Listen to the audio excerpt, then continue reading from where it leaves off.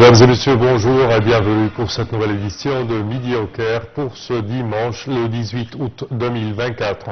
On commence notre édition avec ce compte rendu. Le président Abdel Fattah al-Sisi a reçu M. Stéphane Séjourné, ministre français des Affaires de l'Europe et des Affaires étrangères, ainsi que la délégation qui l'accompagnait en présence de Dr Badr Abdelhati, ministre des Affaires étrangères et de l'Immigration. Pour plus de détails, voici un commentaire.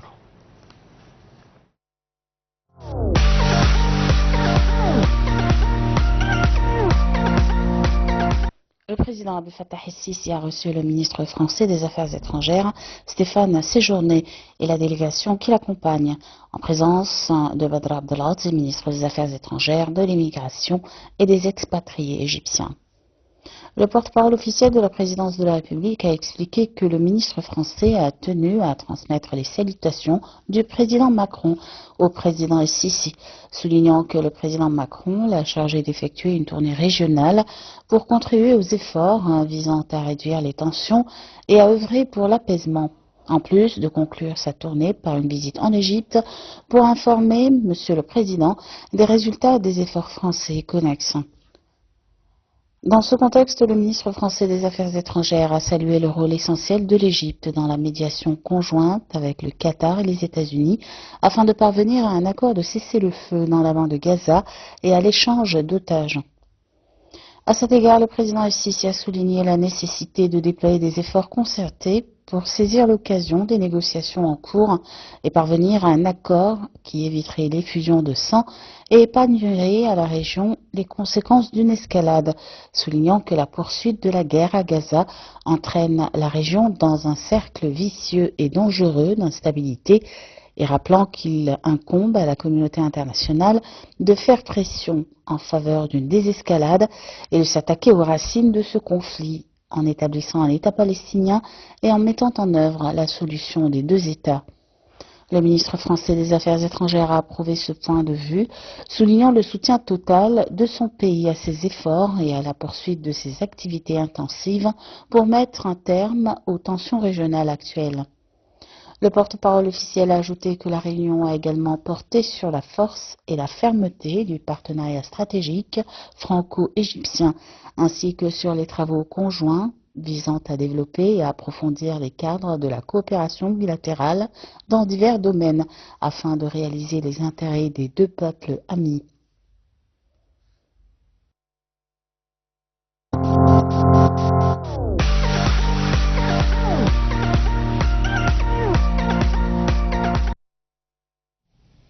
Et Dr Badr Abdelhati, ministre des Affaires étrangères et de l'Immigration, a accompagné son homologue français Stéphane Séjourné lors d'une visite guidée au musée du ministère des Affaires étrangères situé au palais Tahrir à l'issue de la session de pourparlers conjointes entre l'Égypte et la France.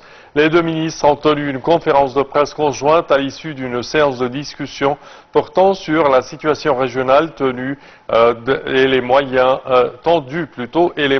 de contenir l'escalade de la crise dans la région. Au cours de la conférence, Dr Abdelhati a évoqué les discussions avec son homologue concernant les développements régionaux dans la région et les moyens de les résoudre, notamment la situation au Soudan et en Libye.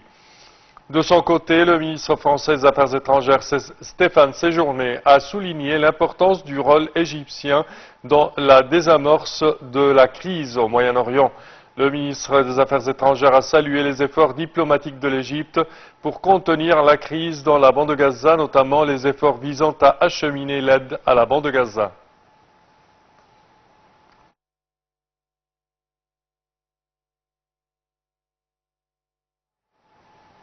Et pour plus d'explications sur ce sujet, mesdames et messieurs, nous avons le plaisir d'accueillir au bout du fil son Excellence ambassadeur Medhat Meligi, ancien ministre adjoint des Affaires étrangères.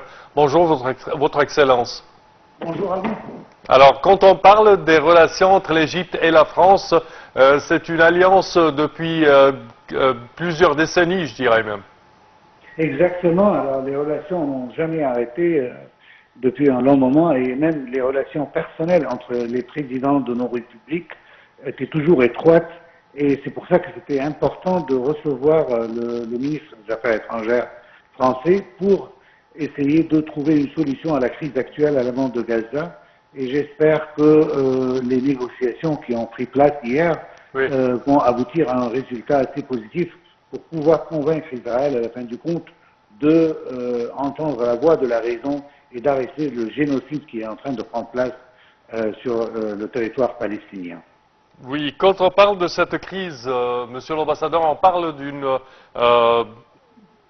pertinence, je dirais même, de la part d'Israël qui résiste à toutes les négociations, résiste à tout pour continuer et poursuivre ces attaques dans la bande de Gaza.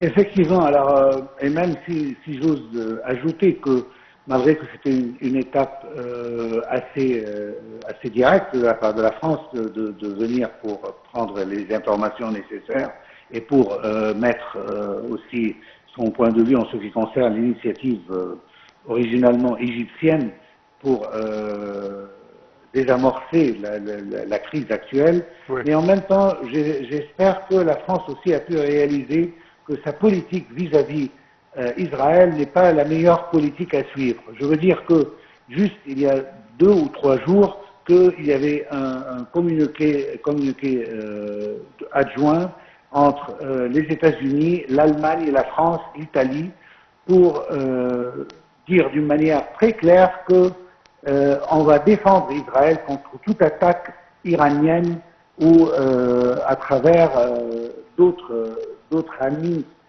à l'Iran, tels que Hezbollah au Liban ou les Houthis au Yémen. Oui. Ce qu'on peut dire ici qu'on n'a pas entendu de la part de la France une condamnation à l'assassination de Ismail Haniyeh à la capitale iranienne, oui.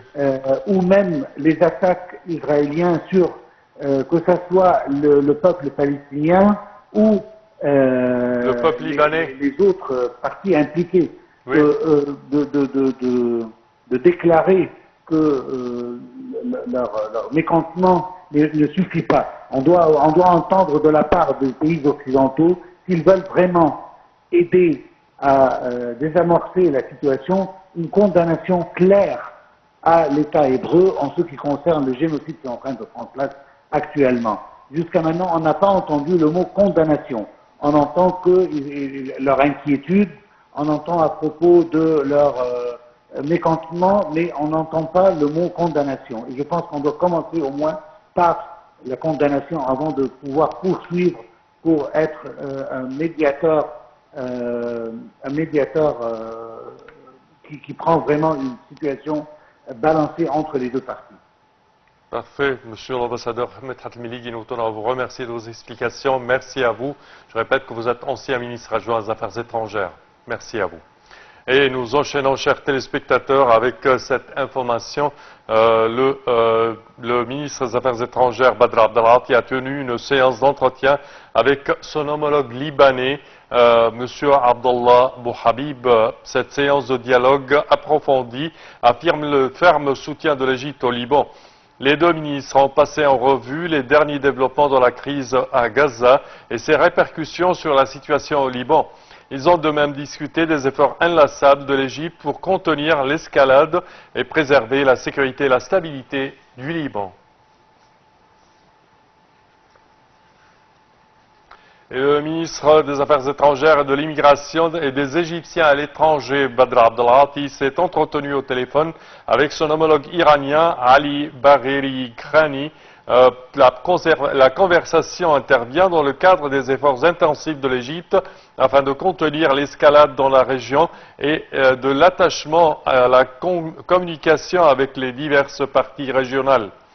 Les discussions ont également porté sur les efforts déployés par l'Égypte afin de parvenir à un cessez-le-feu dans la bande de Gaza.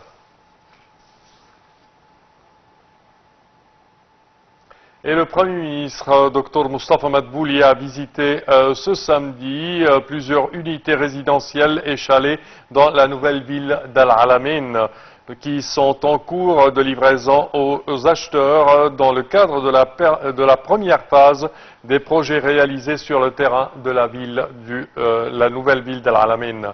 Cette visite s'est déroulée en présence de l'ingénieur Sherif Sherbini, ministre du Logement et des Services publics et des communautés urbaines. Et c'est ainsi, chers téléspectateurs, que prend fin notre édition d'aujourd'hui de Midi au Caire. Je vous remercie de votre attention et je vous donne demain rendez-vous avec une nouvelle édition. Au revoir.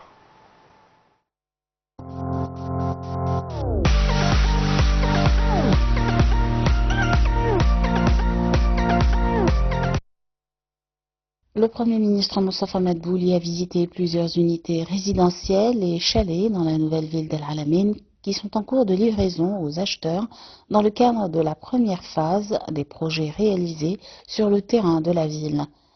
Cette visite s'est déroulée en présence de l'ingénieur Cherif Echelbini, ministre du Logement, des Services publics et des communautés urbaines. Au début de cette tournée, qui comprenait l'inspection de plusieurs unités et chalets dans les tours côtières et les tours en forme de croissant, le Premier ministre a souligné l'importance pour l'État de développer la région de la côte nord-ouest et de la transformer en un point d'attraction mondial, compte tenu des atouts et des potentialités naturelles dont elle dispose et qui attirent de nombreux touristes. Le Premier ministre a réitéré l'engagement de l'État à offrir diverses unités résidentielles répondant aux besoins de différentes catégories sociales dans la nouvelle ville d'El Alamein, dans le but de faire de cette ville un lieu vivant tout au long de l'année et non seulement pendant la saison estivale. Il a également mentionné la mise en œuvre de plusieurs projets de développement et de services qui contribueront à atteindre cet objectif, ainsi qu'à réaliser un développement durable dans cette région prometteuse dans divers secteurs.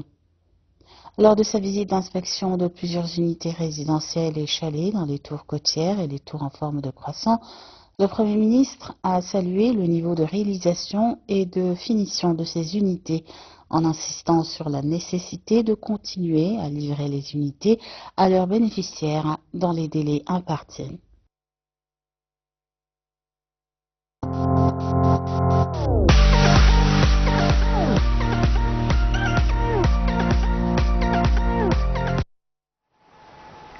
Et c'était, chers téléspectateurs, le Premier ministre Dr Moustapha Madbouli qui a visité hier plusieurs unités résidentielles et chalets dans la nouvelle ville d'El Alamein. Et c'est ainsi, chers téléspectateurs, que prend fin notre édition de Midi au Caire pour aujourd'hui. Je vous remercie de votre attention et je vous donne demain rendez-vous pour une nouvelle édition. Au revoir.